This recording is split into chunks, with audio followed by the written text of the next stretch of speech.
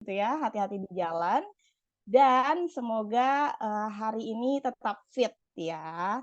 Di sini, di sebelah aku, kalau di screen-nya teman-teman udah ada belum ya? Di sebelah aku nggak ya nih speaker-nya kita nih? Udah ada speaker kita yang spesial. Hai Coach Andri, selamat malam. Halo, selamat malam. Selamat malam, terima kasih banyak ya Coach, udah mau menyempatkan mengisi dan mau sharing-sharing ilmu nih ke teman-teman Lizfit tentang topik yang bakalan kita bahas malam hari ini. Oke, siap. Oke, Coach Andi sebelumnya aku mau minta maaf nih sebelumnya kalau Ya, kalau ada sedikit keributan, sedikit kendala ya tadi ya, nggak apa-apa, kendala aman. koordinasi, but kita santai aja ya, flow-nya kita ngobrolnya atau membawakan topiknya secara santai aja dan teman-teman juga nanti boleh tanya jawab ya, bertanya hal tentang topik malam hari ini ke Coach Andri langsung. By the way, aku mau ngenalin sedikit sebelum kita lanjut ke Coach Andri. Coach Andri ini siapa sih gitu? Nah, untuk yang belum familiar sama Coach Andri Suyoko ini adalah Fitness and Sport Performance Specialist. Nanti lebih detailnya boleh langsung dijelaskan sama Coach Andri. Nah, malam hari ini yang akan kita bahas adalah mengenai bakar kalori versus bakar lemak. Nah, teman-teman udah tahu belum nih perbedaannya bakar kalori sama bakar lemak itu emang beda ya gitu. Nah, buat teman-teman sendiri nih, apalagi yang pejuang diet pasti udah nggak asing ya sama yang namanya kalori, sama yang namanya lemak gitu kan. Nah, meskipun keduanya saling berhubungan gitu, bagaimana kalori dan lemak bekerja pada tubuh atau mana yang lebih efektif untuk menurunkan berat badan? Nah, udah pada familiar belum nih tentang ilmunya? Jadi sebelum kita diet atau olahraga demi ambisi membakar lemak, ambisi membakar lemak. Yuk kita pahami dulu apa bedanya nih membakar kalori dan membakar lemak barengan ahlinya, yaitu Coach Andi Suyoko yang malam hari ini kita akan ngobrol-ngobrol dan tentunya teman-teman boleh ya kalau misalkan ada pertanyaan seputar topik, dituliskan aja di kolom chat atau nanti boleh raise hand dari Zoom-nya masing-masing, kita akan bahas pertanyaannya satu persatu bersama Coach Andri.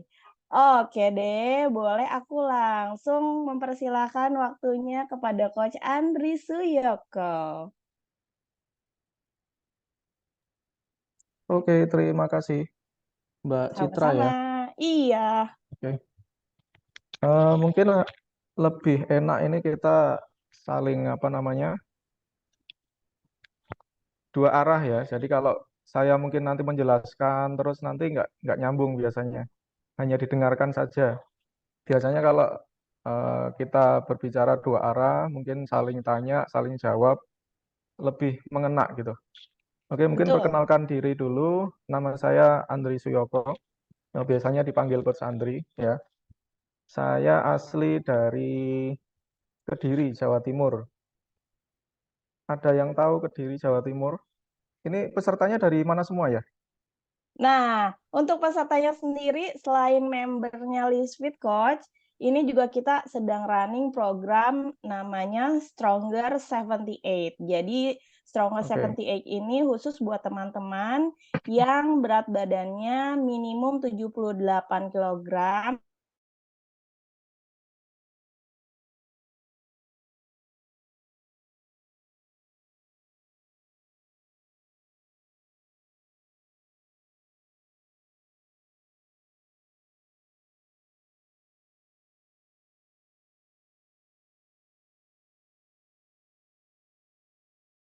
Bisa nggak kalau on cam semua ini? Biar saya bisa Nah, boleh banget. lihat Teman-teman, wajahnya semua ini. betul banget. Biar lebih Teman-teman interaktif. yang bisa on cam, boleh on Silakan yang cam bisa on ya, cam. supaya kita berasa lagi diskusi bareng gitu ya, Coach ya. Mbak Gita, terima Ya. kasih ya udah on cam. Itu Mbak Gita on cam nggak sih? Iya, maaf masih di jalan. Goyang-goyang On cam kepalanya kalau on katanya. cam. Iya. Oke, Oke. oke. Ya, Mbak terima kasih Febrina, semuanya. terima kasih ya sudah on cam. Ya, mungkin dari aktivitas saya dulu ya. Jadi saya di Surabaya, founder Olympus Training sebagai coach juga. Saya menekunin olahraga itu dari kecil ya. Jadi kelas 3 SD itu sudah jadi atlet bela diri. Terus kemudian SMP itu menekunin sepak bola. Kemudian pada waktu SMA menekunin bela diri lagi dan juga atletik ya, lari cepat. Dari lari cepat itu punya prestasi, ibaratnya ya prestasi meskipun hanya daerah, tapi bisa mengantarkan saya untuk berkuliah secara tanpa tes ya waktu itu tahun 2008 Oh, ke salah jalur satu prestasi berarti ya, Coach. jalur prestasi di Keren-keren. Surabaya ya, di salah satu Universitas Negeri Surabaya tahun 2008. Jadi saya ambil sport coaching education. Jadi yang berhubungan dengan pendidikan kepelatihan olahraga. Di mana di sana saya mempelajari tentang bagaimana berlatih olahraga ini dengan baik dan benar. Terus kemudian kita juga mempelajari anatomi, fisiologi, dan lain-lain. Nah, setelah saya lulus dari sport coaching education tahun 2012 itu, saya tertarik di dunia fitness nih. Karena ada tawaran ya, jadi bukan karena pengen saya menjadi seorang fitness coach, nggak ada pikiran. Jadi karena Oh, ada tadinya kesempatan, nggak ada kepikiran nggak ya. ada pikiran sama sekali. Jadi pengennya dulu kan pengen jadi seorang TNI ya, kalau cowok itu. Nah, ternyata Oh nggak lolos. iya. Nah, kemudian ada kesempatan masuk ke dunia fitness, ternyata kok suka. Seperti biasanya karena sudah sering latih juga di bela diri, kemudian di sport performance olahraga semacam kayak basket, bola basket, sepak bola, dan Hmm. lain-lain.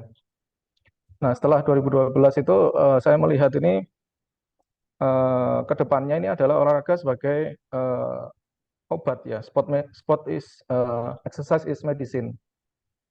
Setuju, Akhirnya setuju. saya ambil sekolah lagi di ilmu kesehatan olahraga di Fakultas Kedokteran di salah satu Universitas Surabaya tahun 2013.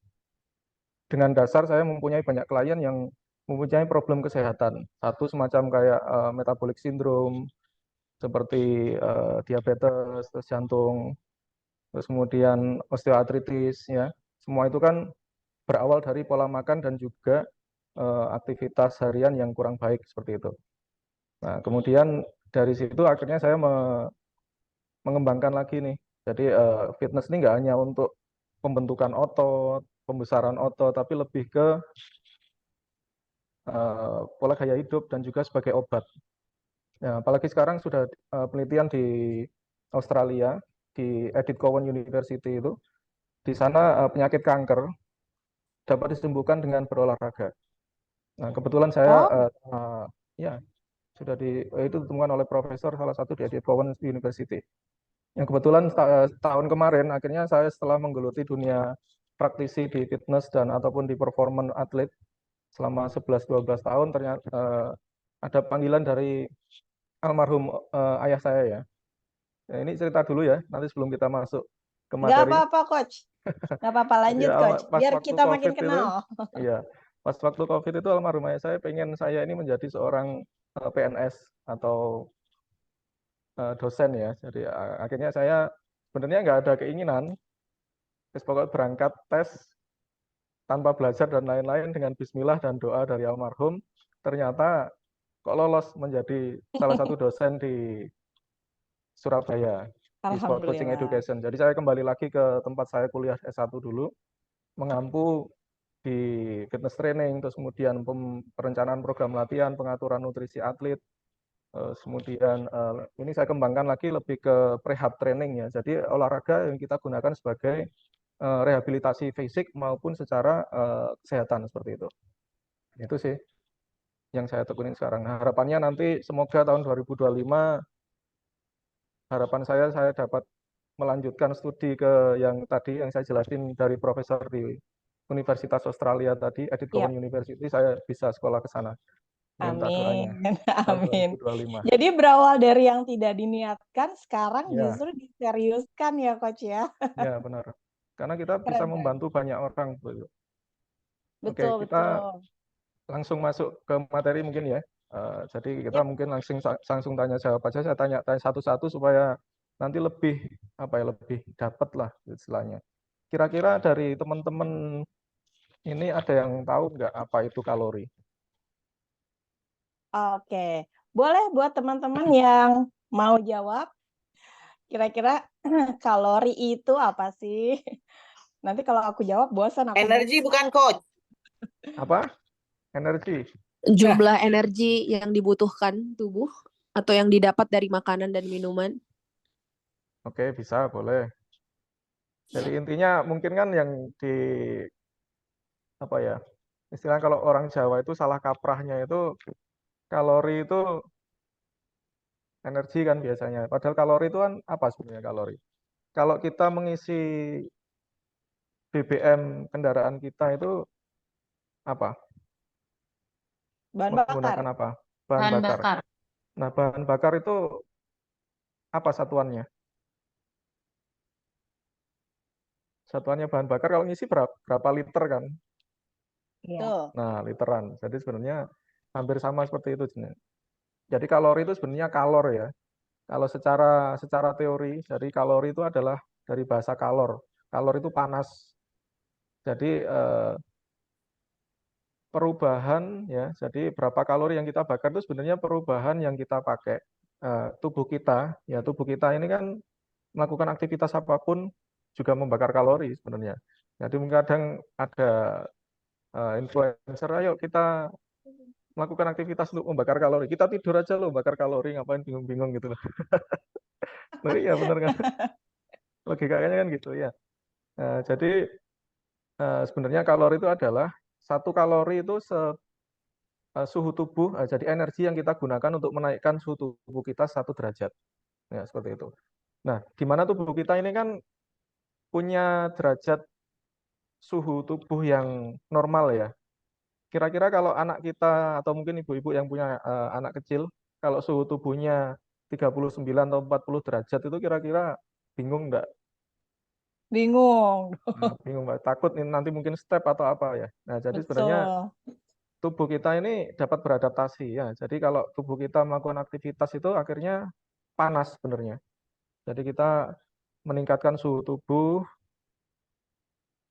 naik tinggi, terus kemudian karena panas itu tubuh kita melakukan adaptasi untuk tetap pada suhu tubuh normal yaitu 37, 38. Akhirnya apa yang terjadi pada tubuh kita? Mengeluarkan keringat sebagai adaptasi tubuh kita untuk tetap stay pada suhu normal. Ya, sama pada waktu kita di tempat kedinginan, suhu tubuh kita ini turun sesuai dengan suhu ruangan kan. Kena AC kan pasti menggigil tuh. Nah, itu sebenarnya juga membutuhkan kalori untuk menghangatkan tubuh kita. Jadi kalori itu nggak hanya untuk berolahraga saja, tapi juga untuk mempertahankan suhu tubuh kita pada waktu kita kedinginan. Seperti itu. Oke. Terus kemudian, apa sih sebenarnya manfaatnya kalori untuk tubuh kita? Kira-kira apa? Tadi kan ada yang menjelaskan bahwa itu energi ya. Nah, energi tubuh kita ini digunakan untuk apa? Untuk bergerak. Melakukan aktivitas. Apakah hanya melakukan aktivitas? Bergerak itu termasuk aktivitas juga kan? Ya, Untuk pokoknya segala menjalankan pergerakan. metabolisme. Menjalankan metabolisme. Apa itu metabolisme? Nah, Ya, jadi pertanyaan lain. loh iya benar. Karena kan Ayo ini dosen teman-teman, ayo. 3 SKS. maaf ya, jadi mungkin Bakaran saya tubuh. membuat seperti ini tuh supaya semuanya lebih memahami gitu. Jadi kan saling uber-uberan pertanyaan. Jadi nanti akan ketemu nih. Jadi kalau kita mengerti benar-benar konsepnya itu kita nggak akan mudah tertipu oleh jualan-jualan online yang 2 hari turun berat badan. Nah, seperti itu. Ya, benar. Ya, apa kira-kira? Kalau Untuk metabolisme berpikir. tuh kayaknya ini ya, proses Proses pembakarannya. Iya. Betul. Proses pembakaran energi di dalam tubuh gitu ya. Oke. Jadi gini ya, jadi kita ibaratkan langsung, kita makan nih. Yang dimakan apa biasanya? Ada nasi, terus apa lagi? Ada sayur, Sayuran, ada apa protein, lagi? Ada ayam, terus ada dan lain-lain. Ya.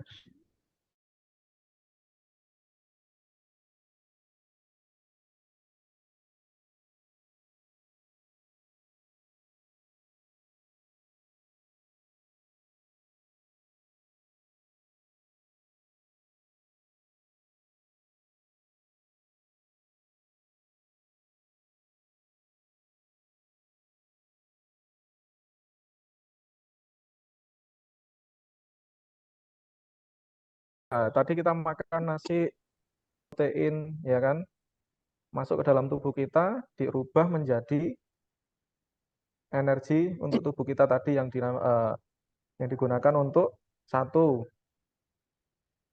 untuk apa kira-kira? Bertahan hidup. Hidup. Ya, bertahan hidup satu, pertama untuk bertahan hidup selnya. Jadi kalau sel tubuh kita ini kan yang paling kecil itu namanya sel kan ya. Jadi tubuh kita ini ada kepala, ada tangan, ya kan, ada kaki, terus ada organ dalam. Nah, di dalamnya organ atau ini ada yang namanya jaringan. Nah, jaringan lebih kecil lagi itu ada sel. Nah, di dalam sel ini ada yang namanya mitokondria, ya. Jadi mitokondria itu ibaratnya kalau di rel kereta api yang zaman dahulu, rel kereta api ini ada yang namanya arang. Nah, arangnya itu kan sebagai eh, untuk Bahan bakar. bahan bakar. Nah, bahan bakar tubuh kita ini diolah di dalam mitokondria ini tadi. Nah, di dalam mitokondria ini diolah. Nah, setelah diolah, ya, kalau dia penuh, satu yang paling diolah itu pertama adalah karbohidrat yang paling mudah. Nah, jadi kalau karbohidrat masuk, kita makan nasi, dia cepat dicerna, ya, dicerna terus kemudian setelah masuk di dalam mitokondria dia akan disebar, ya. Disebar pertama itu di gula darah, ya, yang namanya glikogen, ya. Akhirnya kalau kalau orang diabetes itu kita cek, oh gulanya tinggi apa rendah nih, ya kan? Nah itu gulanya yang ada pada dalam darah kita ini tinggi atau rendah. Terus kemudian di gula darah tersebut, di aliran darah ini, itu hanya sedikit deponya. Ibaratnya deponya ini satu gelas aqua kecil, ya, satu gelas aqua kecil. Setelah penuh, ya, setelah penuh, dia akan dirubah lagi, akan disimpan lagi ke dalam hati, ya. Jadi hati kita ini akan menyimpan yang namanya glikogen dalam hati, ya. Tadi di gula darah, terus kemudian di gula darah penuh, di darah penuh akan diisikan dalam hati. Ya, di dalam hati ini juga deponya lebih besar dari satu gelas tadi, mungkin botol tanggung ya. Setelah botol tanggungnya penuh, otomatis kalau karbonnya masih banyak, dia akan disimpan lagi ke dalam bentuk apa? Kira-kira. Kalau di darah udah penuh, deponya, jadi ibaratnya ruangan kamar itu, lemarinya itu sudah penuh, pasti kan butuh lemari yang lebih besar lagi. Ya, tadi di hati. Nah, lemarinya sudah yang besar tadi udah penuh, akan diisikan di luar lemari ya kan. Pasti akan berserakan di luar nih kalau bajunya banyak. Nah, berserakan di luar ini dalam bentuk apa kira-kira? Lemak. Lemak. Nah, itu jaringan lemak ya. Nah, lemak-lemak itu nanti akan menumpuk menjadi jaringan lemak atau sel apa namanya? Depo ya, istilahnya depo energi. Jadi energi yang paling besar dalam tubuh kita itu sebenarnya adalah lemak. Nah, jadi sudah bisa memahami ya perbedaan antara kalori dengan lemak. Kira-kira mudeng nggak? Jelas nggak yang saya jelasin tadi? Jelas, Coach. Oke. Dari sekarang, ada proses lagi. Jadi penelitian terbaru itu ada yang namanya, di US itu ada chip ya. Chip itu dimasukkan ke lengan kita ini. Dia dikoneksikan ke HP, bisa mendeteksi gula darah tadi. Ya. Jadi misal kita makan nasi, oh ini gula darahnya naiknya berapa tinggi nih. Terus dia turun berapa lama ini. Seperti itu. Nah, itu bisa kita gunakan untuk mengantisipasi satu, ya, peningkatan gula darah atau fluktuatif gula darah atau spike gula darah, ya. Jadi kalau gula darah ini terspike tinggi terus naik turun naik turun naik turun, akhirnya terjadi yang namanya diabetes tipe 2. Nah, seperti itu. Nah, cara mengakalinnya bagaimana? Ya, nggak boleh terlalu banyak makan nasi terlebih dahulu. Ya, bisa diakalin dengan apa? Sayuran dulu boleh, paling mudah. Jadi sayur masuk dulu, seratnya masuk, terus kemudian nasi atau protein dulu, baru nasi bisa. Itu untuk mengakalin salah satunya. Kemudian lemaknya tadi kira-kira dengan yang banyak lemak tersebut, cara bakarnya bagaimana? Ada yang sudah pernah melakukan pembakaran lemak dengan menggunakan alat getar mungkin. Getar di perut tuh ini untuk membakar lemak perut. Getar di tangan untuk membakar Menaikkan lemak. massa otot bukan sih, Coach? Gimana? Menaikkan massa otot bukan sih, Coach? Menaikkan massa otot. Oke, bahwa itu dari salah satunya. Itu efek secara tidak langsung sih sebenarnya. Bernafas, Coach. Bernafas, pasti kita kan tiap hari bernafas, kita pasti menggunakan kalori. Cuman kalori yang dipakai itu apakah dari gula darah yang saya sebutkan tadi. Jadi depo energi kita itu satu yang dipakai itu namanya ATP ya, adenosin trifosfat itu. Jadi yang dipakai ATP lah. ATP ini akan diisi lagi oleh kalau habis diisi lagi oleh gula darah tadi. Nah, gula darah tadi kalau habis dia akan mengambil dari glikogen ya. Glikogen ini kalau dia habis dia akan mengambil dari fat tadi ya. Jadi ada 4 tahapan sebenarnya. Nah, untuk membakar 4 tahapan ini, 1 ATP, 2 gula darah, 3 glikogen, 3 glikogen dalam hati ya benar. Yang terakhir lemak. Caranya bagaimana nih? Mungkin kita berbicara untuk 1 program olahraga dulu ya. 1 program olahraga yang digunakan untuk membakar ATP ini apa? Yang kita ketahui. Angkat Olahraga apa? beban. Kardio. Oke, kita berbicara olahraga dulu, konsep olahraga dulu. Olahraga itu apa? Ada yang tahu? Melakukan gerakan dengan terstruktur. Melakukan olahraga dengan struktur. Yang lain? Terprogram dan rutin. Terprogram, terstruktur, rutin. Ada lagi? Nah, kita harus paham konsep 1, physical activity, aktivitas fisik. 2, physical exercise, atau olahraga tadi bisa. 3, physical training, ya, hampir sama. Jadi ini beririsan sebenarnya. Jadi yang paling mudah kalau kita melakukan aktivitas harian itu semacam kayak kita jalan, kita duduk, kita nyapu itu ngepel gitu, sebenarnya aktivitas apa? Fisik. Aktivitas fisik. Jadi semua gerakan ya, semua aktivitas yang menggerakkan tubuh kita, geleng-geleng gini-gini, ini aktivitas fisik, membakar kalori, ya, membakar kalori. Cuman kalori apa yang dibakar? Apakah tadi yang saya bilang glikogennya, apakah fatnya, ya. Nah, tergantung program olahraganya. Nah, kalau aktivitas fisik biasanya yang paling banyak digunakan adalah fatnya yang dibakar. Kita jalan, karena intensitasnya sangat ringan sekali, ya. Fatnya, cuman fatnya seberapa banyak kita nggak tahu, tergantung durasi, ya. Terus kemudian kalau physical exercise, tadi bilang physical exercise itu apa? Lebih terstruktur ya, terstruktur, terus rutin ya, physical exercise. Atau semacam kayak workout seperti itulah. Ada lagi yang lebih spesifik lagi, training ya. Training ini apa? Jadi beda ya. Exercise dengan training sebenarnya berbeda sekali. Kalau training ini, misal kita melakukan program personal training, makanya namanya adanya training, bukan program personal exercise. Ya, berbeda. Jadi physical training atau personal training kita melakukan latihan secara terprogram, semisal dalam 3 bulan. Ya, target kita 3 bulan. Apa nih yang kita capai? Untuk mencapai itu berarti kita harus melakukan apa dahulu? Pengukuran terlebih dahulu, kondisinya seperti apa? Ya, kondisinya ini apakah sudah di kelas 1, kelas 2, kelas 3, kelas 4, kelas 5. Nah, tujuannya misal dia kelas 1 nih, dalam 3 bulan dia harus menjadi kelas 3. Nah, apa yang dilakukan? Jadi ada goal-nya. Nah, goal-nya itu apa? Apakah itu nanti untuk fat loss, apakah untuk muscle building, apakah hanya untuk kebugaran, ataukah hanya untuk kesehatan, apakah untuk terapi kesehatan, ataukah untuk performance olahraga tertentu. Jadi olahraga A dengan olahraga B, olahraga C akan berbeda program latihannya dan pola makannya. Nah, seperti itu. Oke, terus kita mengerucut lagi nih.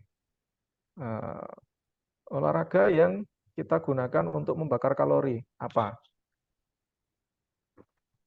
Ya semua olahraga pasti membakar kalori. Mau olahraga ringan, mau olahraga berat, mau zumba, mau pilates, mau jalan kaki, semuanya membakar kalori. Terus bagaimana olahraga yang membakar lemak? Ada banyak metode ya. Jadi metode satu yang paling mudah adalah low intensity with medium or long distance atau long duration ya. Low intensity until medium intensity with medium or long duration. Maksudnya apa? Intensitas ringan tapi dilakukan secara terus-menerus, nah, atau intensitasnya menengah dilakukan secara terus-menerus dengan durasi yang lumayan panjang. Nah, kita harus tahu durasi lumayan panjang itu berapa. Nah, kita akhirnya belajar yang namanya sistem energi ya. Energi dalam tubuh kita ini ada yang namanya sistem aerobik dan sistem anaerobik. Jadi olahraga yang menggunakan oksigen dan tidak menggunakan oksigen. Bukan berarti senam aerobik loh ya, beda. Jadi konsepnya berbeda. Kalau kita berolahraga menggunakan sistem energi aerobik, berarti menggunakan oksigen. Jadi kita jogging, ringan, low intensity, aerobic exercise istilahnya. Itu dinamakan, kita nanti akan banyak, hampir 80-90% lemak kita yang akan dibakar. Ya, jadi kalau kita jogging, kita jalan dengan durasi minimal 20 menit, 80-90% fat yang dibakar. Satu ya. Terus kemudian, olahraga intensitas tinggi, ya. Intensitas tinggi itu berapa kira-kira? Patokannya apa? Berat ringannya olahraga ini ditentukan dari, jadi intensitas itu berat ringannya olahraga ya. Jadi ibaratnya 1 sampai 10 nih. 1 ini ringan sekali, 10 ini berat sekali intensitas tinggi. Jadi kalau 1 kita sambil nyanyi-nyanyi, sambil ngobrol-ngobrol, sampai 5 ini kita bisa. Tapi kalau di level 7, 8, 9, 10 ini udah agak sulit. Jadi bayangkan kalau kita lari jogging, itu low intensity, semakin cepat lagi kita nggak bisa sambil nyanyi, itu berarti naik sudah ke sub maksimal ataupun maksimal. Jadi sekitar 70%, 80%, 90%, 100%. Kalau 100% kayak lari 100 meter atau 300 meter, 30 meter dengan kecepatan penuh. Ngos-ngosan akhirnya setelah lari. Nah, itu namanya olahraga anaerobik. Jadi tidak menggunakan oksigen. Jadi olahraga yang aerobik itu menggunakan energi dari lemak. Ya. Tapi kalau kita olahraganya ngos-ngosan, ya semacam kayak HIIT, olahraga yang lari cepat, itu energi yang dibakar adalah gula darahnya atau glikogen di ototnya yang dipakai. Jadi kalau kita lari cepat, kenceng, sprint, gula darah, bukan lemaknya yang dipakai. Ya, itu yang perlu kita pahami. Tapi katanya kok olahraga intensitas tinggi, HIIT itu dapat membakar lemak. Ada yang tahu apa perbedaannya? Jadi sebenarnya HIIT itu tidak membakar lemak. Yang dibakar adalah gula darah ataupun gula yang ada di dalam hati, glikogen namanya. Coach kalau mau bakar lemak berarti malah yang gak ngos-ngosan ya olahraganya. Iya, salah satunya.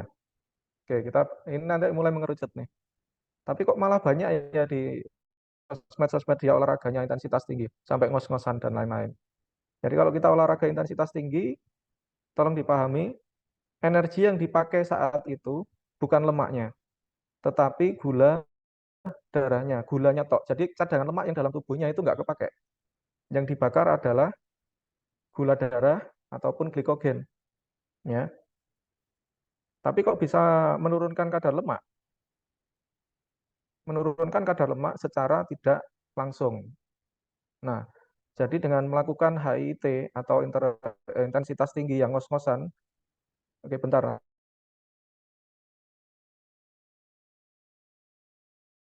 Kita melakukan intensitas tinggi, Jadi lompat-lompat misal jumping jack, tep tep tep tep ngos-ngosan, terus kemudian kita jalan, atur nafas, diulang lagi. Berarti kan heart rate kita naik ngos-ngosan, terus turun, ngos-ngosan, terus turun, ngos-ngosan, terus turun, ngos-ngosan, terus turun. Itu namanya HIIT, High Intensity Interval Training. Tapi heart rate-nya benar-benar 90% sampai 100%. Ya. Detak jantungnya itu berarti kalau misal usia kita 40 tahun, ya. Denyut nadi maksimalnya berarti dari rumus 220 dikurangi 40 tahun, berarti berapa? 180. Berarti denyut nadinya harus mencapai 170 sampai 175. Itu bisa dinamakan high intensity. Nah, kalau denyut nadinya dia masih di 130 jumping jack sambil nyanyi-nyanyi terus jalan, jumping jack nyanyi sambil jalan, itu bukan high intensity. Jadi banyak yang dilakukan coach-coach ini dia bukan melakukan high intensity interval training, tapi medium intensity interval training. Nah, ya. Nah, konsepnya itu. Jadi kalau intensitas tinggi itu harus 90 sampai 100% maksimal dari denyut nadi yang saya bilang tadi. Jadi efek setelah kita melakukan HIIT tadi, terjadi yang namanya pembakaran tubuh kita, ya, setelah melakukan aktivitas.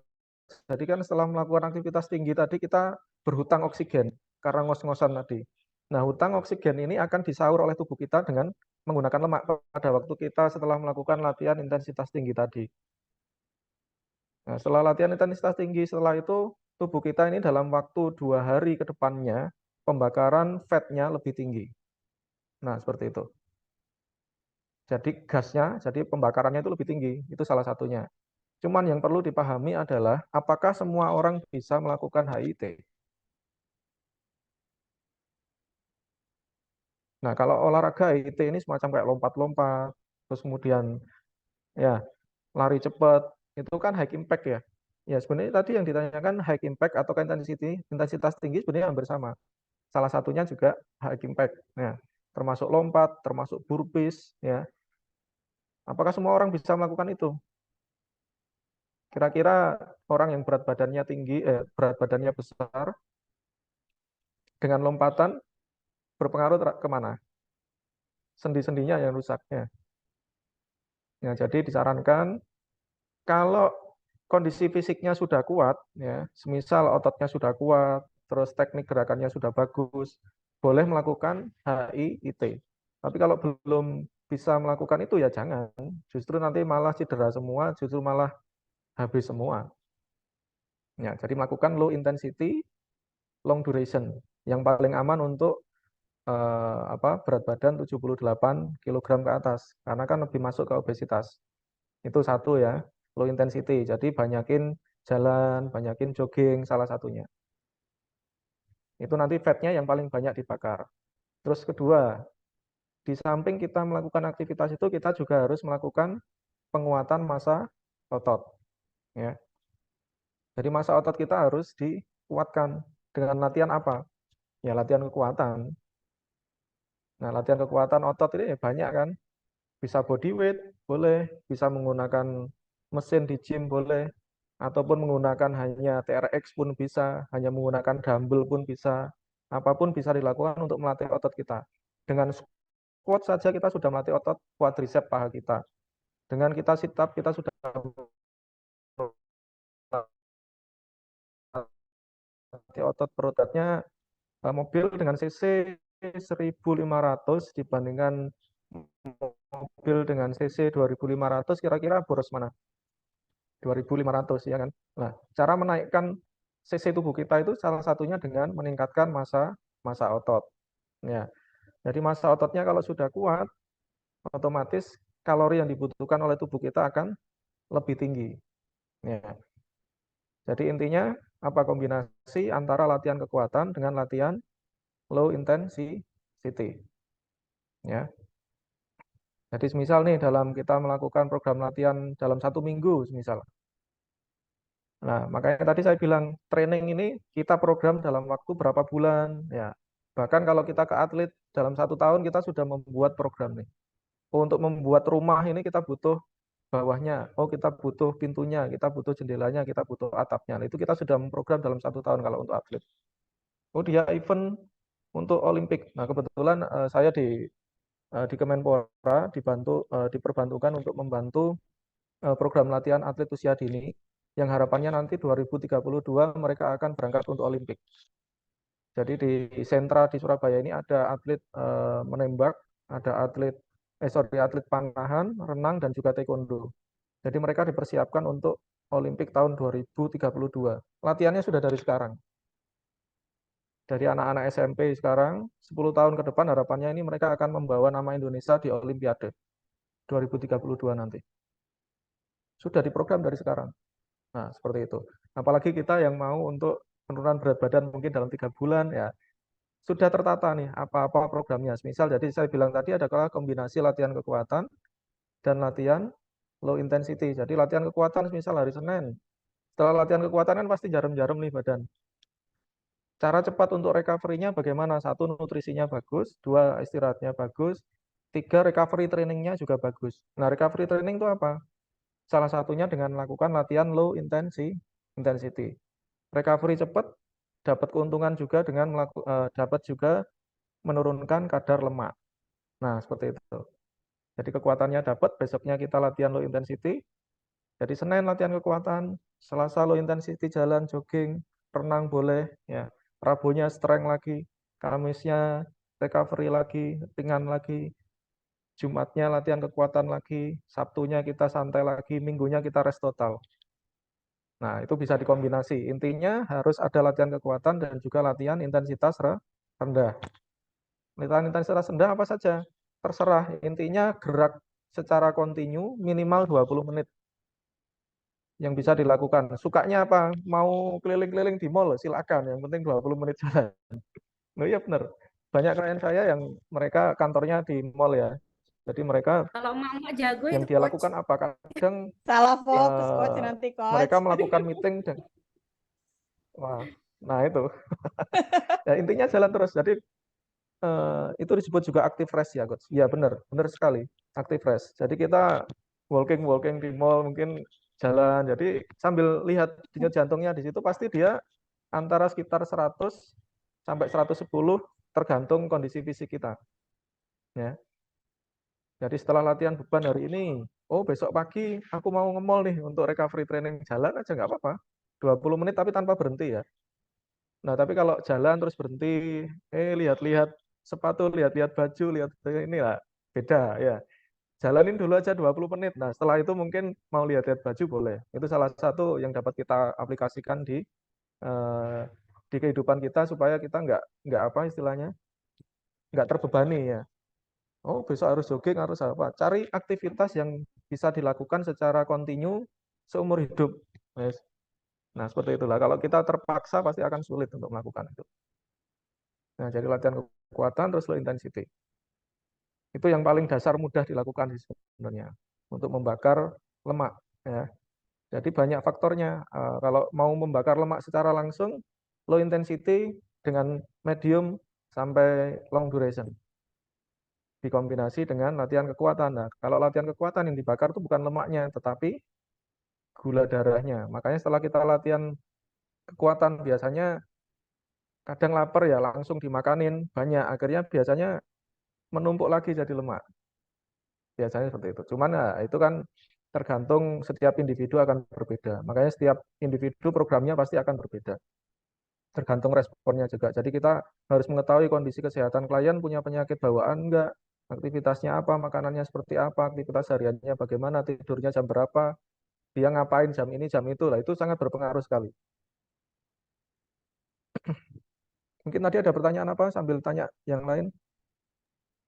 Oke, Kita nanti teman-teman yang lain boleh ya kalau ada pertanyaan atau masih bingung nih soal penjelasannya Coach Andi tadi, boleh disampaikan kembali pertanyaannya ya. Jangan malu-malu, jangan sungkan-sungkan. Mumpung lagi ada Coach Andri di sini, yuk gali ilmunya semuanya yang pengen kalian tahu ya. Seperti Mbak Golda ini tadi udah ya, active rest betul. Aku banget nih Coach, abis strength training pasti lapar. Itu berarti apakah ada yang salah dengan tubuhku? Apa termasuk normal-normal aja, Coach. Normal saja, itu normal. Karena kita secara energi ya, secara energi yang dibakar itu adalah gula darah. Jadi kalau gula darah kita turun, otomatis kita akan merasa lapar, ya, merasa lapar. Jadi kalau gula darahnya ngedrop sekali justru berbahaya. Nah, kita harus mengakali nih apa yang perlu kita masukkan dahulu. Nah, itu strateginya. Yang paling penting apa? Nah, strategi kita yang kita masukkan dahulu ini apa? Jadi kadang ini laparnya pun eh, laparnya eh, untuk strength endurance-nya, daya tahan kekuatannya, apakah mau hypertrophy untuk pembesaran massa ototnya, apakah kita mau ke powernya. Ya, jadi kalau bodybuilder ataupun powerlifter itu kan mereka harus ngangkat berat, sekali angkatan harus berat sekali dengan, nah itu powernya, mereka harus makan nasi banyak memang. Tapi kalau kita tujuannya satu untuk menurunkan kadar lemak, ya kita harus perhatikan yang namanya TDEE, ya, total daily energy expenditure. Jadi itu kebutuhan kalori harian kita. Oke. Nah, paling bagus itu untuk kolesterol. Tapi kembali lagi lah, kita kan apalagi perempuan ya, di usia 40 ke atas akan terjadi yang namanya menopause ya. Nah, untuk mengurangi hal-hal tersebut kita harus mengotot kita. Jadi sendi-sendi dan tulang-tulang kita nanti semakin kuat ya, jadi kombinasi. Jadi semua tujuannya, baik itu nanti untuk kolesterol, baik itu nanti untuk penurunan berat badan, ya, pembakaran cadangan lemak ya, terus kemudian untuk kesehatan, untuk long life kita sampai usia lanjut, strength training kuncinya. Ya, strength training kuncinya, low intensity untuk recovery dan juga untuk jantung kita. Jadi olahraga itu sebenarnya komponen kebugaran atau fitness itu nggak hanya kekuatan ataupun daya tahan jantung paru, tapi ada yang namanya satu apa? Kelentukan. Jangan sampai dilupakan. Kelentukan atau flexibility, kemudian strength, kemudian endurance atau daya tahan. Jadi daya tahan itu ada daya tahan jantung paru, nafas kita, ada daya tahan untuk otot kita juga. Ya. Jadi semuanya harus dilatih. Kalau nggak lentur, ya kaku badannya, cepat capek. Akhirnya juga berpengaruh terhadap sendi-sendi kita. Tapi kalau kita lentur, kita melakukan aktivitas juga nggak bakal mencapai. Jadi makanya kombinasi olahraga itu sebenarnya bagus semua. Jadi pada waktu kita melakukan pemanasan, warming up, kita banyak lakukan latihan flexibility, stability, sama mobility. Ya, stability, mobility, flexibility itu paling penting untuk ruang gerak sendi tubuh kita. Terus kemudian latihan strength, kemudian latihan daya tahan dengan low intensity boleh. Kalau sudah kuat, nah kalau saran untuk usia lanjut, usia 40 ke atas ataupun 50 ke atas ya, mengurangi yang high impact ya. Jadi strength training itu lebih bagus dengan low impact ya. Jadi bukan lompat-lompat ya. Lompat-lompat tapi dengan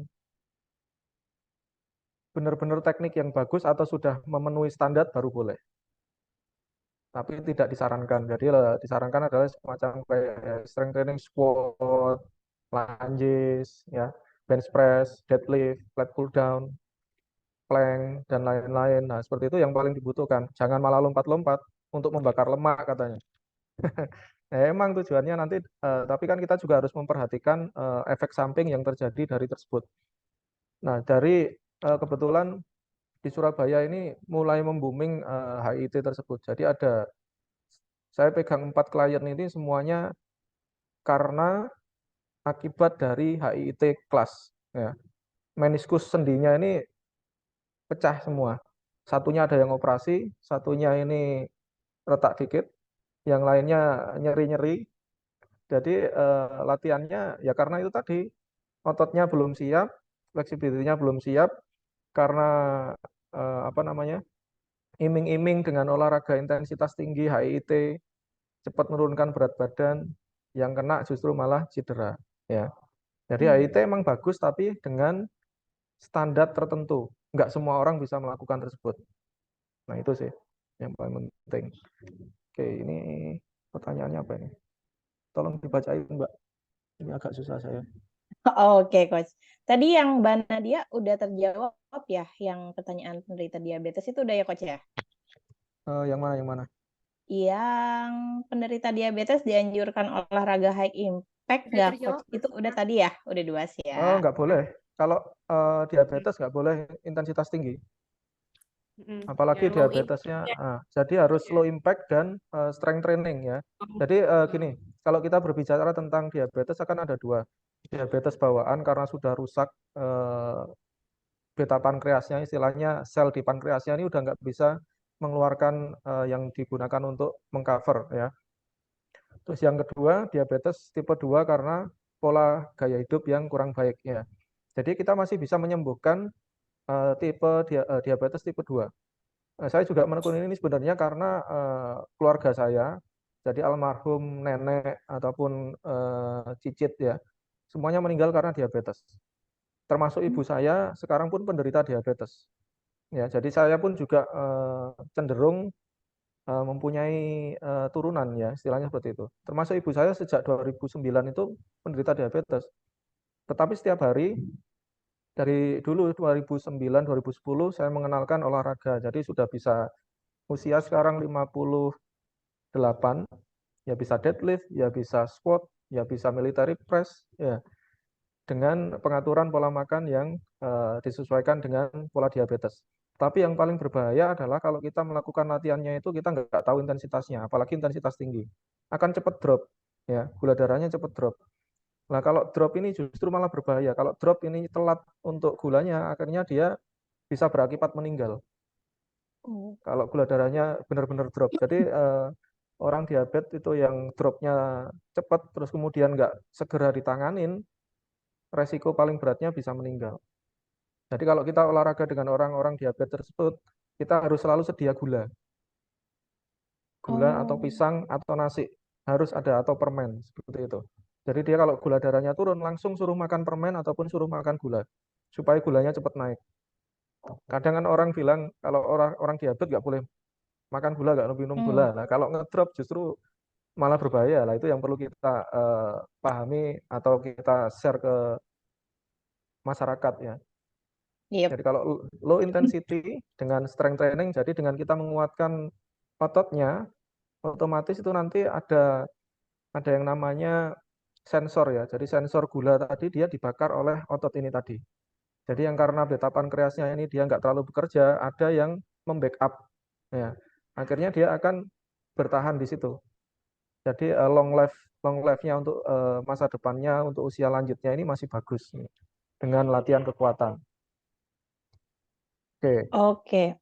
Jadi memang salah satu investasi penting untuk masa tua itu adalah angkat beban justru ya, angkat Coach? beban justru harus. Oke. Wajib Mbak itu. Nadia, semoga terjawab ya Mbak Nadia. Yuk kita lanjut. Ini Ya, udah terima banyak kasih, pertanyaan Coach. nih, Coach, yang Sama-sama. menarik. Oke, aku mulai dulu. Oh, tadi yang smartwatch udah dibaca belum ya, Smartwatch. Coach ya? Oh, belum. Sebenarnya kalau di smartwatch itu akurat nggak sih, Coach? Beda-beda ya setiap smartwatch itu. Jadi biasanya ada yang pakai Garmin, terus kemudian ada yang pakai yang terbaru itu apa namanya? Kalau saya dari awal tuh sebenarnya yang paling akurat adalah dari Polar, ya. Polar itu sangat paling akurat kalau menurut saya. Ataupun meskipun iWatch dan lain-lain. Kalau iWatch itu kadang kalau kita gerak aktivitas tinggi, lompat mungkin dengan gerakan yang lain, biasanya kadang dia ada miss, ya. Kalau kita pakai Polar kita lebih akurat. Cuman kita acuannya, Tapi kita taunya dari mana, Coach? Itu akurat apa enggak ya gitu? kan ada risetnya Bu sebenarnya. Jadi sebenarnya, oke. jadi kita bisa membandingkan nih. Membandingkan pada waktu, jadi ada beberapa kalau saya ngajar kelas bareng itu, functional group itu, ada satu klien saya suruh memakai A, satunya pakai B, satunya pakai C. Ya, perhitungannya berbeda. Sebenarnya di dalam smartwatch itu dia mempunyai yang namanya database ya. Jadi kalau kita masukkan, jadi kalau dia mendetek heart rate kita, dia akan disinkronkan semacam ke database yang ada di aplikasi tersebut. Jadi teknologi setiap jam ini berbeda karena mereka punya rahasia tersendiri. Makanya keakuratannya akan berbeda gitu loh. Jadi ibaratnya penjual makanan ini resep bumbunya ini berbeda-beda. Nah, karena sebenarnya smartwatch ataupun ini hanya estimasi saja sebenarnya. Nggak akurat nggak akurat 100%. Nah, kalau mau akurat kita menggunakan yang namanya dimasukin ke dalam gini. Jadi alat kita lari, masuk ke dalam, oksigen kita diukur. Itu emang ada di laboratorium biasanya. Jadi di laboratorium kedokteran ataupun di keolahragaan biasanya. Makanya kalau kita pernah lihat berita-berita itu VO2 max atlet ataupun ini dia ngeceknya di dalam mulutnya ini ditutup. Nah, itu sebenarnya VO2 max untuk mengetahui kalori yang dibakar sebenarnya. Sama kemampuan jantung parunya ini seberapa kuat sih sebenarnya. Nah, itu sebenarnya dicek dari situ. Jadi kalau saran saya sih mau pakai apapun, it's okay. Jadi intinya itu hanya sebagai Gambaran ya Coach ya, gambaran estimasi setiap ya. harinya. Ya, jadi ibaratnya logikanya, oh kemarin saya segini, oh berarti besok aku harus lebih tinggi lagi nih pembakarannya seperti itu. Hanya itu saja. Oke. Jadi. Oke deh, kita lanjut yuk ke pertanyaan selanjutnya. Terima kasih ya pertanyaan tadi ya. Oke, Mbak Haning nih. Coach, kalau kolesterol tinggi berarti olahraganya low impact ya? Tadi Ya, diabetes, salah sekarang satunya itu. kolesterol tinggi nih, Coach. Ya, termasuk salah satunya itu. Low intensity dan juga strength training. Jadi semuanya itu mengarahnya akhirnya ke situ semua. Tapi Bisa kembali ya lagi, berarti. Oke. ya bisa. Tapi kembali lagi ke pola makan sebenarnya. Kalau kolesterol sebenarnya hubungannya ke pola makan ya. Pola makannya yang perlu diperbaiki. Banyakin sayur, saya yakin. Jadi penelitian yang terbaru yang saya bilang di taruh chipnya itu, baik itu nanti untuk kolesterol, baik itu sebenarnya penyakit ini ya. Semua penyakit ini diakibatkan adanya stres oksidatif pada tubuh kita. Stres oksidatif ini apa? Kerusakan sel-sel yang ada pada tubuh kita sebenarnya. Baik itu sel kulit, baik itu sel organ, baik itu sel mata, baik itu sel telinga, dan lain-lain. Makanya semakin lama kan kita semakin kelihatan keriput, semakin tua. Itu karena stres oksidatif yang kita lakukan. Sebenarnya kita berolahraga, semakin banyak oksigen yang kita hirup, stres oksidatif kita semakin tinggi. Sebenarnya kita berolahraga ini merusak badan. Ya, olahraga ini sebenarnya merusak badan. Tetapi apa yang kita lakukan seharusnya? Kalau kita rusak, ya, terus kemudian kita masukin perbaikan-perbaikan. Jadi setelah kita rusak, kita regenerasi sel. Nah, regenerasi sel ini terjadi karena apa? Adanya asupan nutrisi yang baik, antioksidan. Nah, kuncinya antioksidan. Cari makanan apapun yang tinggi antioksidan. Satu ya. Dua, protein. Protein karena dia berfungsi untuk memperbaiki sel-sel yang rusak. Nah, protein kan banyak. Ada protein nabati, ada hewani. Ya. Nah, ada kalau biasanya suplemen mereka menamainya BCAA kadang. Branched amino acid. Jadi branched amino acid ini emang paling bagus ya. Tapi itu sebenarnya kita nggak perlu beli suplemen, kita beli daging merah, ataupun ikan, ataupun ayam, sudah ada semuanya. Jadi intinya kalau kita sudah memenuhi real food kita dengan baik, nggak perlu kita beli suplemen, buang-buang duit. Nah, Ya. iya itu dia, Iya Coach. beneran. Itu harus digarisbawahi ya. Yang namanya suplemen statusnya tetap suplemen ya. Mensuplemen, melengkapi apa Sebagai pelengkap. nutrisi, ya, melengkapi nutrisi yang utamanya harus kita ini ya, harus kita konsumsi ya. Ke Ya. dokter osteoporosis pada leher. Mau tanya untuk olahraga yang aman itu apa ya untuk saya? Dokter hanya menyarankan jalan santai aja dan tidak boleh olahraga lain. Apakah ada olahraga lain selain jalan yang membantu saya menurunkan berat badan dengan aman? Ya, Oke, silakan Coach. mungkin saya juga nggak ini ya. Jadi harusnya kan kalau kita memberikan apa namanya suggestion ke klien itu, kalau saya konsultasi dengan dokter juga langsung. Jadi klien saya yang termasuk OA di sendi dan lain-lain itu saya konsultasi juga, jadi diskusi dengan beliaunya. Kebetulan saya pas waktu di kuliah kesehatan olahraga tersebut itu kan kita selalu ada diskusi, forum diskusi bersama dokter umum, dengan dokter rehabilitasi medis, dengan fisioterapis, dengan dokter orto dan beberapa dokter spesialis yang lain, penyakit dalam dan lain-lain. Jadi nggak semua dokter, jadi bukan berarti saya menjelek-jelekkan profesi ya, nggak semuanya ya. Jadi nggak semua dokter itu memahami secara baik lah istilahnya ya.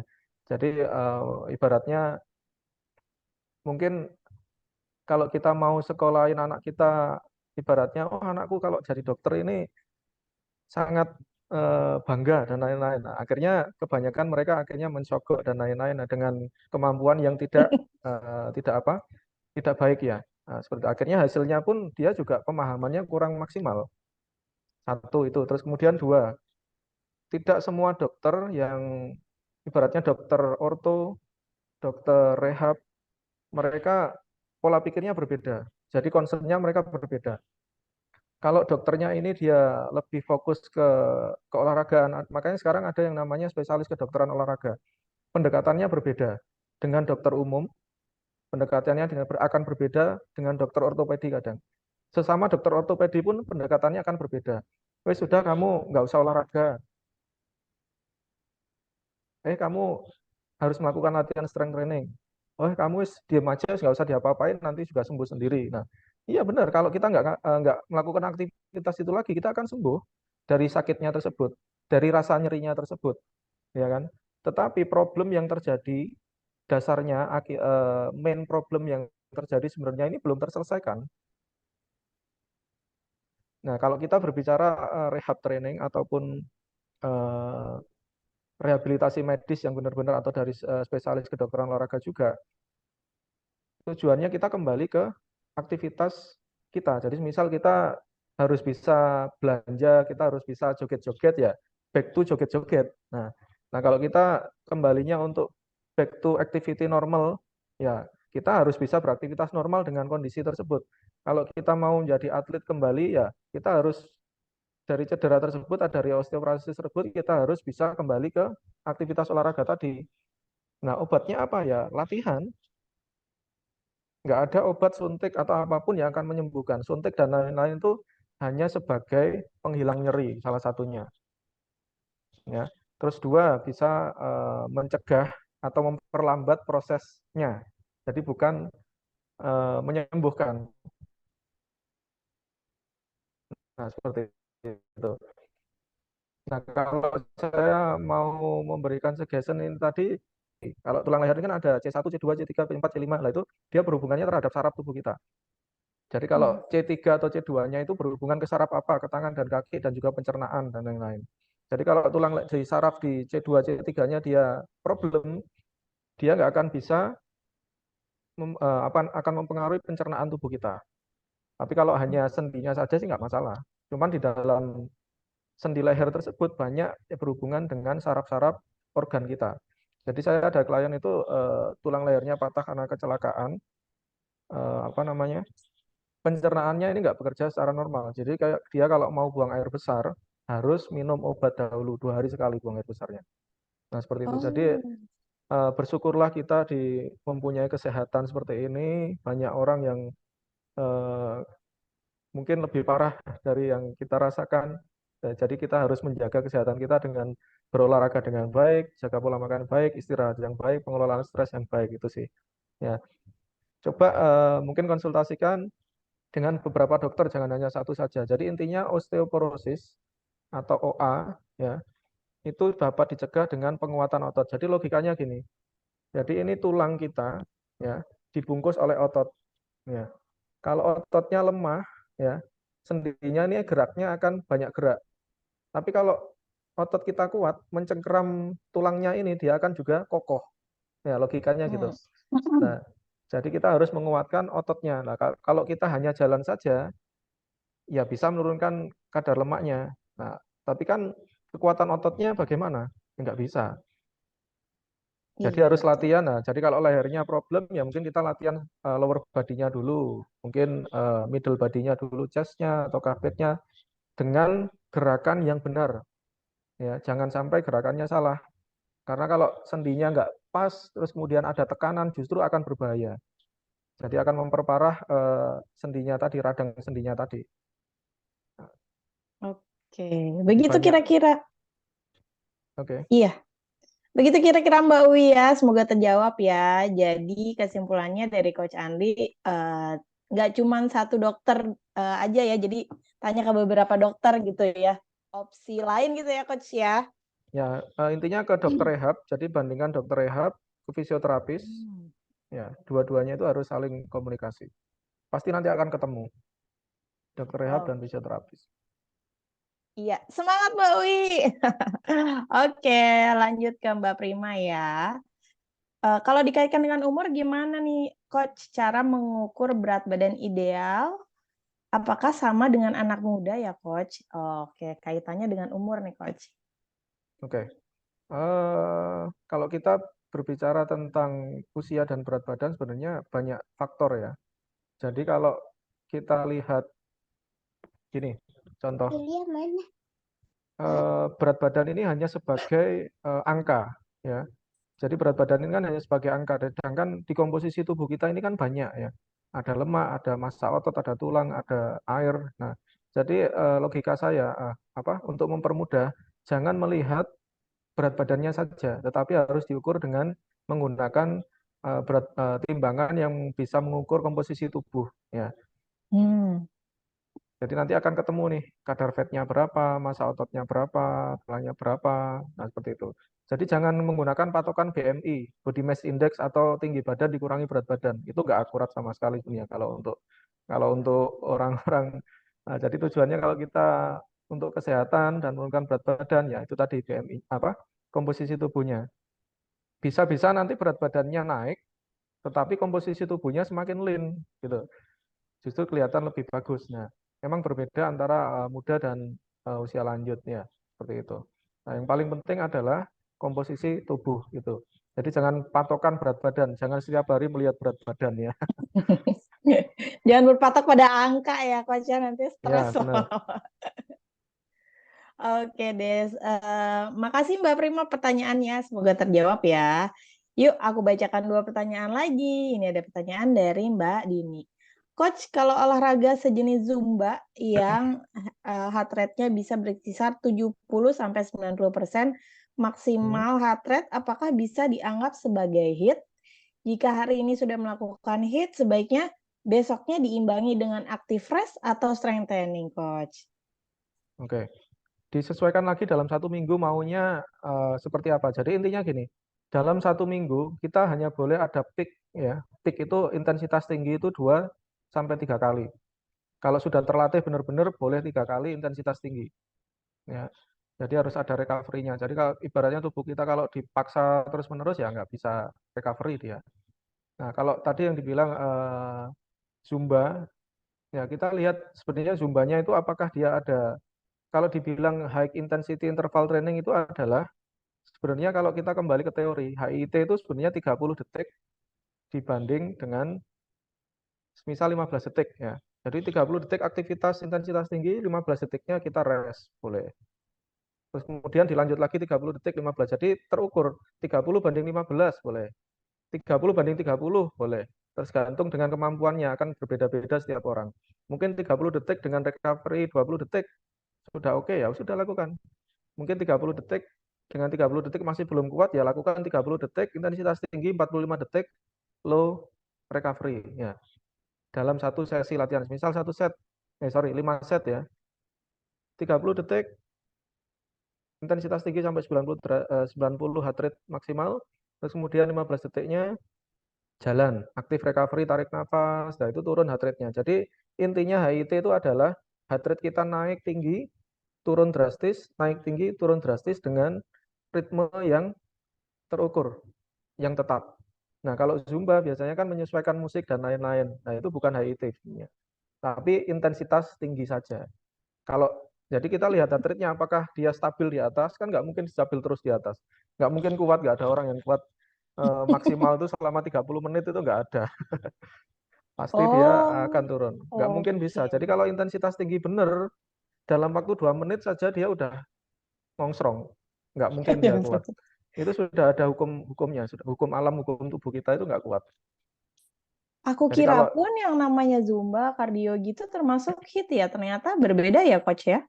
kalau dari segi konsep berbeda, tapi dia intensitas tinggi emang. Jadi intensitas tinggi, tergantung ininya, ritmenya. Jadi kan mungkin ada, oh dia kamu nggak usah lompat, mungkin gerak gini aja bisa dijadikan sebagai low intensity, tergantung gerakannya. Oh, right. Nah, jadi semisal aku ngajar kelas nih, jadi seorang ngajar kelas Zumba ataupun yang lain seharusnya pintar-pintar melihat kliennya. Oh orang ini masih level ini, oh orang ini levelnya sudah siap. Oh kamu gerakannya harus gini, oh kamu harus ada lompatnya, oh kamu harus lebih sini lah. Itu nanti akan sesuai setiap kliennya, seperti itu. Nah kalau dia yang sudah terlatih dikasih yang nggak sesuai dengan komposisinya ya nggak dapat. Nah dia yang lemah Betul. dikasihkan program yang lompat-lompat ya nggak dapat. Nah itu konsepnya harus Betul. benar-benar dipahami. Itu sih. Baik. Makanya kalau di Liswit teman-teman juga setiap minggu diminta sama coach ya untuk isi workout plan. Nah, itu tuh bukan hanya workout plan tapi juga bagaimana kita mengatur istilahnya berstrategi gitu ya Strateginya ya. workoutnya. Nggak cuman strength training terus gitu, nggak Iya. cuman cardio terus. Jadi nanti coachnya akan mengatur sesuai dengan profile fitnessnya teman-teman, apakah ini bisa dilakukan, apakah ini tidak, harus rest di hari apa, gitu-gitu. Nanti dari workout plan itu diketahuan gitu ya. Jadi teman-teman pastiin setiap hari Senin lapor workout plan-nya ya ke coach-nya Iya. masing-masing. Oke, ini ada pertanyaan terakhir dari Mbak Kiki. Coach, apa benar minuman fiber yang banyak beredar di pasaran itu bisa menurunkan lemak? Nah, ini Nah, strategi marketingnya minuman-minuman fiber juga nih ya, Coach ya, yang banyak iya. berseliweran. Silakan, Coach. Memang sebenarnya kalau kita nggak berbicara minuman berfiber ya, jadi aku nggak tahu ini minumannya apakah benar-benar itu fibernya benar-benar fiber murni, apakah fiber yang abal-abal ataukah ada tambahan yang lain. Jadi intinya kalau tubuh kita macam, jadi saya jelasin di pakai chip itu, dia melakukan yang namanya makan serat dahulu, ya. Dengan kita makan serat, semisal nih, kita makan nasi. Kalau kita kunyah sampai 20-30 kali akan merasa manis ya. Nah itu enzim amilase namanya. Jadi enzim amilase ini dia akan membuat karbohidrat ini dapat dicerna dalam tubuh, terus kemudian dia akan mudah disebar ke dalam tubuh. Kalau berlebih dia akan menjadi lemak. Nah itu caranya dengan kita memasukkan fiber, ya fiber kita makan dahulu masuk ke dalam lambung kita. Enzim amilase tersebut akan memblok, ya, akan memblok yang namanya eh, spike glikogen tadi, spike apa namanya gula darah tadi ya. Jadi gula darahnya akhirnya nggak tinggi. Secara tidak langsung dia nggak akan menumpuk menjadi lemak dan energi yang dipakai itu lebih banyak ke lemak. Secara teori memang seperti itu. Kalau kita banyak makan serat terlebih dahulu sebelum karbohidrat. Ya. Jadi penelitian tersebut ini orang A makan serat dahulu, meskipun nanti setelah makan serat ini dia makan nasinya banyak, ya, dibandingkan orang yang makannya sedikit tetapi makan karbonya dahulu, ya. Selama 2 minggu penurunan berat badannya lebih cepat pada orang yang makan serat dahulu. Padahal kalorinya yang dimakan ini lebih tinggi daripada orang yang kalorinya rendah. Nah, jadi ini secara teori pun dijelaskan karena emang ya tadi saya bilang dari glikogen, gula darah, glikogen, terus kemudian fat dan lain-lain itu prosesnya seperti itu. Nah, ini kalau kita berbicara fiber, berbicara tentang enzim-enzim yang ada pada tubuh kita yang mempengaruhi penumpukan lemak dan juga pembakaran lemak. Jadi kalau ada serat yang masuk dalam tubuh kita akan mempermudah pembakaran lemak dan mencegah penumpukan lemak lebih tinggi. Itu sudah terbukti. Ya, saya bilang fiber atau serat loh ya, bukan minuman fiber loh ya. Jadi tolong dibedakan. Nah, nanti kita mau makan serat dari apa? Banyak tadi, semua sayur ya. Semua sayur itu pengandungan seratnya tinggi. Seperti kayak brokoli itu malah bagus sekali. Jadi contoh misal kita makan brokoli dulu yang banyak, 1 cingkir aja. Terus kemudian kita makan ayam, kemudian kita makan nasi. Coba aja 3 hari, nanti akan berbeda. Dan rasanya kalau kita makan nasi dulu, ke perut tuh rasanya kayak penuh. Nah itu sebenarnya enzimnya itu tinggi. Tapi kalau kita makan serat dulu, agak banyak dikit, terus kemudian kita masukin protein, kemudian nasi, rasakan akan berbeda. Nggak ngantuan, nggak capek, dan lebih bertenaga. Coba nanti dipraktekkan besok. Besok coba dipraktekkan. itulah kenapa makanya banyak orang bilang makan sayur dulu supaya kita nggak overeating gitu ya, Coach ya. Ya, salah satunya bisa ke situ juga. Tapi secara ilmiah saya jelasin seperti tadi, enzim amilasenya dia nggak naik tinggi. Terus kemudian juga eh, insulin spike-nya ini juga nggak terlalu tinggi dalam tubuh kita. Jadi kalau insulinnya stabil, ini penumpukan acuan untuk penumpukan lemak tadi lebih terkontrol. Oke. Boleh coba yuk kita praktekin ya. Coba Mulai dipraktekkan besok. besok. Coba 3 hari aja kali ya buat lihat perbedaannya. Pasti menurut Coach Andri enakan, yuk kita lanjutin gitu ya. Jadi sayuran dulu, terus protein baru nasi gitu ya. Pasti Cuman akan aplikasinya biasanya sulit. Nah, udah enak nih. iya. Kalau saran saya Kalau gini, jadi kalau saran saya gini, sayurnya dulu 1 cangkir nggak apa-apa, terus ayam dikit, terus akhirnya habis itu kita makan yang campur sih langsung gitu nggak apa-apa, kan juga nggak mengurangi nikmat. oh Itu cara paling iya. mudah. Oke. Jadi pokoknya yang paling penting satu adalah niatnya dulu ya teman-teman. Ya, Dan setiap makan 3 hari ke depan kalau mau makan ingat Coach Andri, sayur dulu baru sayur itu protein. karbo, ya benar, sayur itu karbo. Jadi karbo kan ada starchy, ada non starchy ya. Jadi sayur-sayuran itu non starchy ya. Jadi sebenarnya Oh, sayur-sayuran itu ada atau serat itu adalah bagian dari karbohidrat. Cuman karbohidrat ini kan modelnya banyak. Jadi tubuh kita ini membaca ini akan berbeda kalau ini karbohidrat dari kentang, karbohidrat dari nasi, karbohidrat dari sayur ataupun buah akan berbeda. Nah, itu yang perlu oh. dipahami. Oke deh teman-teman semuanya. Kurang lebih seperti itu ya. Tadi pertanyaan terakhir dari Mbak Kiki. Terima kasih pertanyaannya dan terima kasih juga jawabannya Coach Andri. Semoga terjawab ya Mbak Kiki ya. Oke, wah seru banget ya obrolan topik kita hari ini, malam ini. Karena banyak sekali yang bisa kita gali dari topik bakar kalori versus bakar lemak. Jadi sebenarnya bakar kalori dan bakar lemak ini bukan kita harus pilih salah satu, bukan yang lebih baik mana, tapi memang berbeda ya, prosesnya pun berbeda, sifatnya pun berbeda, dan memang tadi menurut Coach Andri, kalau yang namanya bakar kalori, semua olahraga pasti bakar kalori ya Coach ya. Iya. Tapi yang namanya bakar lemak yang lebih efektif itu dari angkat beban dan juga low intensity training gitu. Jadi teman-teman jangan sampai apa ya terkecoh gitu ya sama apa yang banyak di-sharing influencer di sosial media gitu. Jadi yang paling tepat adalah karena kita sekarang punya coach nih yang bisa kita tanyakan gitu ya di masing-masing grup. Jadi selalu dikonsultasikan lagi workout plan-nya atau rencana olahraga teman-teman seperti apa supaya lebih berstrategi dan nanti hasilnya juga lebih maksimal. Kurang lebih seperti itu ya, Coach Andri. Ya.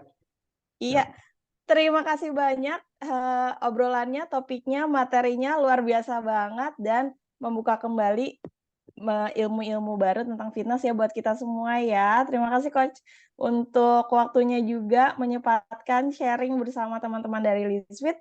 Di sini ada member Liswit, juga ada peserta Stronger 78 dan juga ada yang non-member Liswit nih Coach ikutan juga. Jadi thank you so much buat Coach Andri dan juga buat teman-teman yang lainnya juga ya sudah stay tune sampai jam segini. Kita akan mengakhiri sesi ini. Dan aku juga mau terima kasih juga buat admin yang udah standby. Dan sebelum kita mengakhiri sesi, yuk kita foto bareng ya. Kita foto bareng dulu ya Coach ya. Ya. Boleh.